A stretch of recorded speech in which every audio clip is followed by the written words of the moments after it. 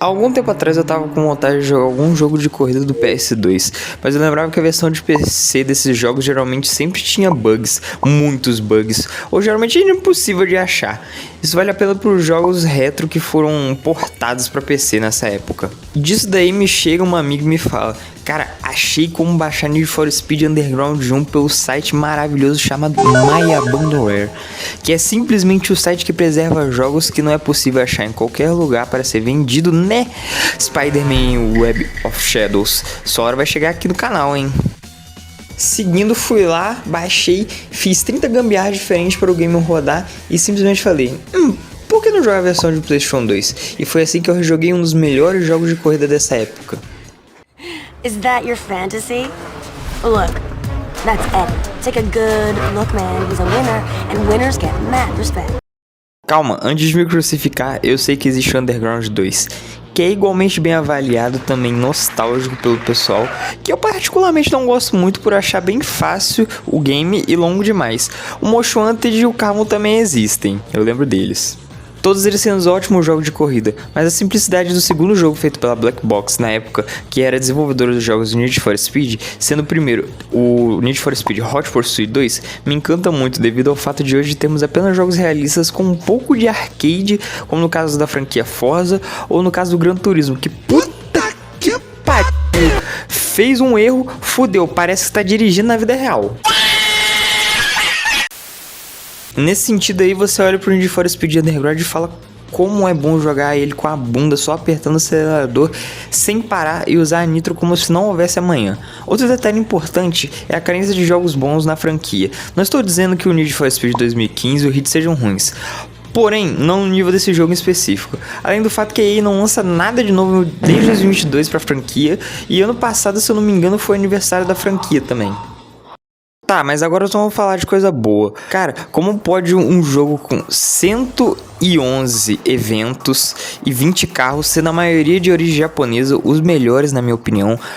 Como pode o game ser tão redondinho no que se propõe? Acredito que seja devido à gameplay do jogo, que é bem simples e envelheceu muito bem, onde na versão de PlayStation 2 você aperta X para acelerar. Pode parecer um pouco estranho de primeira vista, mas é bem de boas depois que você se acostuma. Junto à velocidade dos carros, que é o mesmo em pequeno.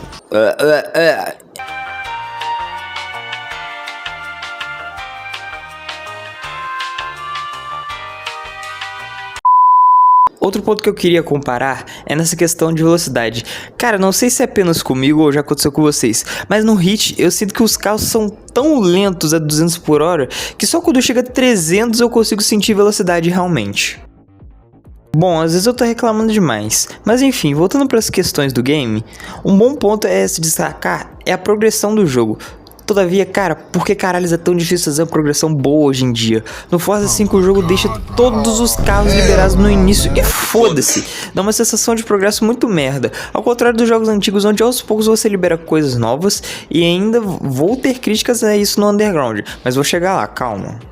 O jogo em si conta com vários tipos de eventos, como sprint, corrida com uma única volta, ponto A a ponto B, circuito, corridas que são de 2 até 7 fucking voltas, puta que pariu, no final do jogo é difícil pra caralho, drags, corridas de racha em uma pista em linha reta, time trials, corridas onde é você e Deus pra chegar no final, antes do tempo acabe, servindo para desbloquearem peças únicas de performance e visuais, drift, corridas onde o carro fica ensaboado pra caralho e o objetivo é fazer o maior número de pontos. E por que a porra da música nesses eventos para? Qual o sentido? Nunca saberemos. Aliás, nos drags também param.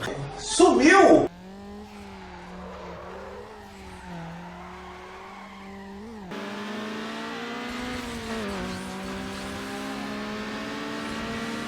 Circuito com eliminação. A cada volta o último corredor é eliminado. Corrida de torneio. Escolhe alguns dos eventos e são seguidas 3 dessas corridas, tendo que vencer todas elas para avançar. E por final, as corridas contra os chefes, que é você contra o personagem da história. Acredito que os eventos que mais deem trabalho são os de circuito, principalmente que você demole nas últimas voltas, você se fode. As corridas de drag no início, onde seu carro é minha bomba, e depois por ter que ele ficar lembrando o padrão do tráfego para evitar bater.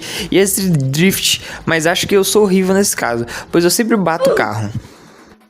Há poucos eventos são aleatórios, porém por ser o primeiro game, alguns locais se repetem.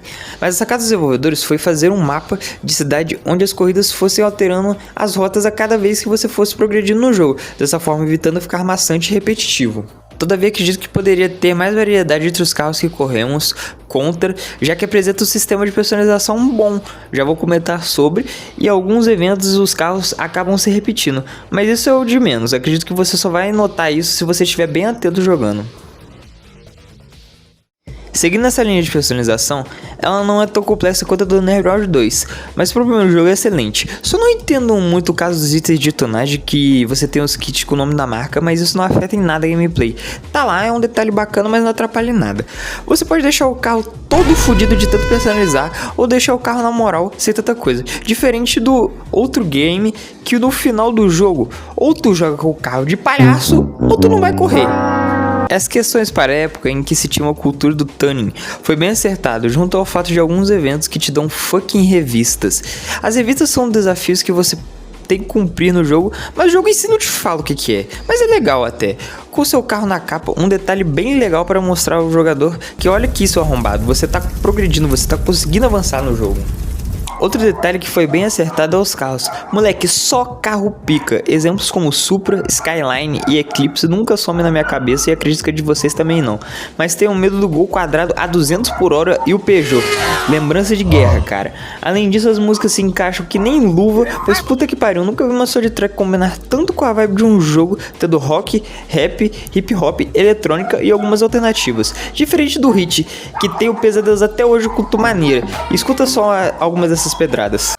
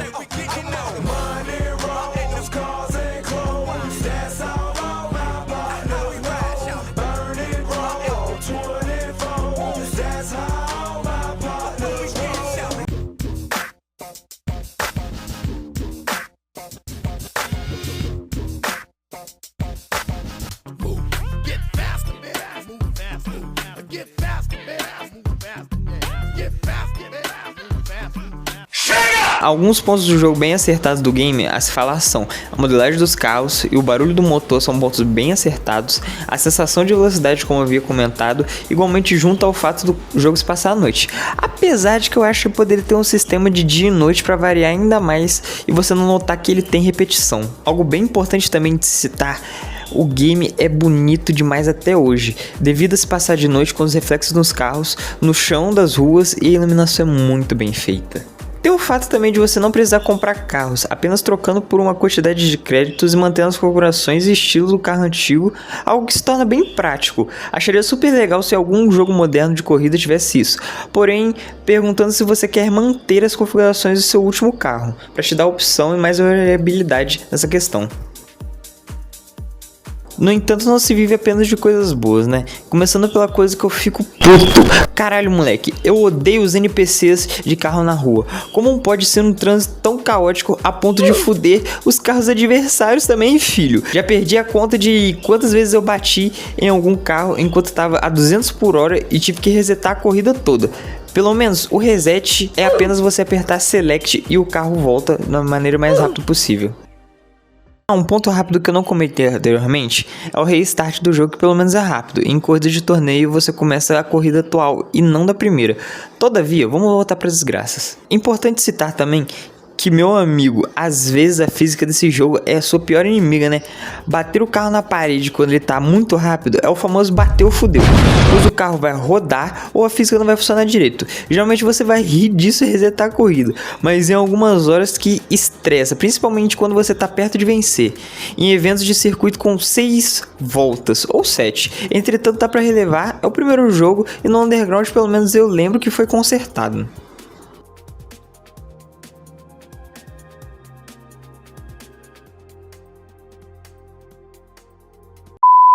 Uma coisa que eu tenho pesadelos até hoje, mas provavelmente quem já jogou ou tiver interesse de jogar não vai ter, é IA dos inimigos, com o famoso Rubber Band.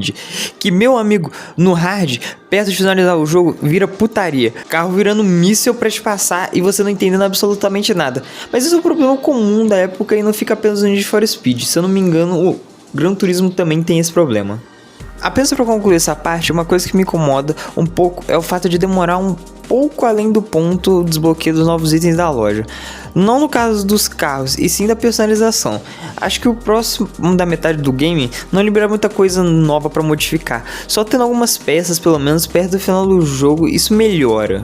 Por mais que possa parecer que o jogo tenha muitos pontos negativos, ele acerta mais do que erra para um primeiro jogo da saga Tunning de Need for Speed. Então eu acho que o jogo em si seja ruim por isso.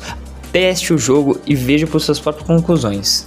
Queria citar rapidamente algumas curiosidades que fiquei sabendo enquanto estava produzindo o vídeo. Em alguns eventos, eu não sei se é delírio meu, mas eu percebi que o carro de alguns NPCs não vai estar com placa. Não sei exatamente por que isso acontece, mas percebi isso jogando e vendo alguns vídeos também.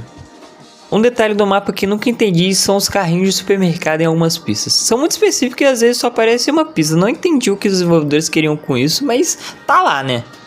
Sobre Velozes e Furiosos na série Need for Speed, os dois primeiros Undergrounds pegam ideias diretas deles, pois o game saiu em 2003 e o primeiro filme foi em 2001 e o outro filme foi em 2003, alguns meses antes de Need for Speed Underground, então tá na cara isso, né? Além de, claro, carros que comentei como Eclipse, Supra e Skyline estarem nesses filmes. Temos referências claras à cena do trem no Velozes e Furiosos 1 em uma das corridas de drag do jogo e outra da cena da ponte dos Velozes e Furiosos 2, se você está jogando dois eventos que tem ponte. Finalizando com a abertura do game onde temos essa referência jogada na sua cara da ponte.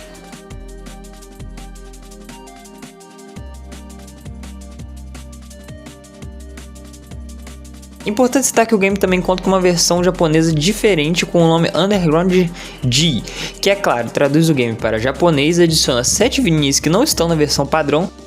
Um fato curioso é que se você tirar o nitro do seu carro, a EA dos competidores acabam por não usar também. Se você estiver achando o game difícil, eu aconselharia testar isso.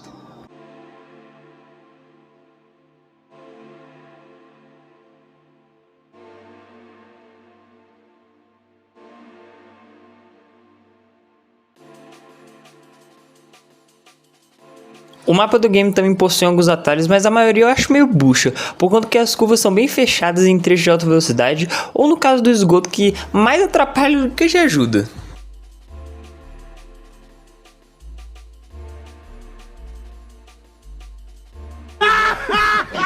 Parabéns, Zé! O último ponto é que se você analisar bem na abertura, o carro da Melissa, que no caso é uma corredora secreta do game, é um Eclipse, e na corrida final contra ela é um 350Z meio genérico, e eu prefiro mais esse Eclipse porque tem mais personalidade. Enfim, pessoas, pra finalizar, esse game certamente marcou sua época e influenciou os próximos games da franquia pra caralho, sendo meu preferido sinceramente até por conta do formato de escolher a corrida e jogar, esquecendo do mundo aberto que a gente tem hoje em dia e vieram nos outros jogos também. Nesse sentido, sem contar a soundtrack que eu tenho quase toda no meu Spotify, ela é marcante pra caralho e o game também envelheceu muito bem. No mais, aconselho pra caralho a jogar, jogão da porra. Agora, tchau.